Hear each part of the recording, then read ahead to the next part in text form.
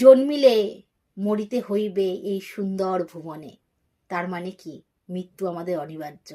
যাদের জন্ম হয়েছে, যারা বেঁচে আছি, তাদের মৃত্যু হবেই হবে। কবে হবে, কখন হবে, কি পরিস্থিতি হবে আমরা কিন্তু জানি না।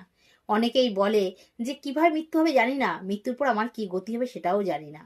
কিন্তু আজকে আমি ভিডিওতে এমন কয়েকটি কথা বলবো, তোমরা যদি জানো তাহলে কিন্তু বুঝতে পারবে এই সময় মৃত্যু হলে তার সদ্গতি হবে। যেমন দক্ষিণায়নের মৃত্যু যদি হয় দক্ষিণায়নের সময়, তাহলে কিন্তু সেই মৃত্যুটা শুভ ধরা হয় না। কেন, সেই সময় দেবতারা কিন্তু নিদ্রায় থাকে, স্বর্গের দ্বার বন্ধ থাকে। উত্তরায়ণের সময় যদি কারোর মৃত্যু হয়, তখন কিন্তু তার সদ্গতি প্রাপ্ত হয়। বিশ্বদেবও কিন্তু দক্ষিণায়নের সময় যখন ষড়সজ্জায় ছিল, এত কষ্ট পাচ্ছিল, তবু সে জীবনটাকে ত্যাগ করেনি। কেন, তখন দক্ষিণায়ন চলছিল। যখন উত্তরায়ণ পড়লো, তখন কিন্তু সে মানে স্বইচ্ছায় মৃত্যুবরণ করলো। কেন, এই বর ছিল বিশ্বদেবের।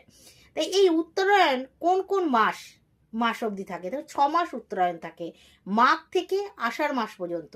এই 6টি মাস কিন্তু উত্তরায়ণ।